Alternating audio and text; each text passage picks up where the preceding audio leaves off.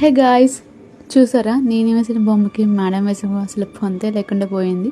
దాన్ని ఇంటర్నెట్ బాగా రాసిన ఆనందంతో నేను చిన్న రీల్ తీసుకుని నేరుగా ఇంటికి వచ్చేసా. ఇంటికి వచ్చాక షీరతో కొంచెం అలా ఆడుకుంటూ సరే హ్యాండ్ ఇవ్వరా అని చెప్పేసి ఇస్తే వాడేమో వాడి బోన్ నేను ఎక్కడ తీసుకుంటాను ఆలోచనలోని టక్కమని లేచాడు. దాని తర్వాత రియలైజ్ అయ్యాడు నేను వాడితో బుజ్జగిస్తున్నానని. తర్వాత వాడిని వాకింగ్ తీసుకెళ్ళి చూసారా వైరల్ వయ్యారిలా ఎలా నడుస్తున్నాడో. వాకింగ్ అయ్యాక ఇంటికి వచ్చేసాం. తర్వాతే నేను చూసుకున్న నా ఫేస్ ఎంత ట్యాన్ అయ్యిందో. దాన్ని నాకు చిన్న ఐడియా వచ్చి చిన్న ఫేస్ ప్యాక్ వేసుకున్నా. అది ఎక్కువ క్లిప్ పెట్టకుండా జస్ట్ 1 సెకండ్లో ఆపేసా.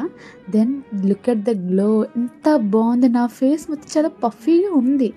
దెన్ నేనైతే నా హెయిర్ని కోమ్ చేసుకున్నాను. అది కూడా వైట్ కోమ్ యూస్ చేసుకున్నాను, ఎందుకంటే ఇంకా లేట్ అయిందని చెప్పి నేను నిద్రపోవడానికి రెడీగా ఉన్నా.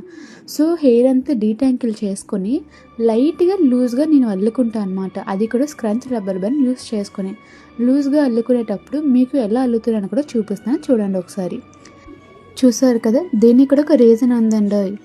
హెయిర్ గ్రోత్ రావాలంటే బ్లడ్ సర్క్యులేషన్ అవ్వాలి. హెయిర్ లూజ్గా అల్లుకుంటే మనకి సర్క్యులేషన్ అనేది చాలా ఫ్రీగా ఉంటుంది, అందుకే లూజ్గా అల్లుకోవాలి. దాని తర్వాత మనం రబ్బర్ బ్యాండ్ 3 టైమ్స్ నాట్ చేసుకుంటాం. ఇంకా నా బెడ్ టైం అయింది, ఇక నేను పడుకుంటా. బాయ్.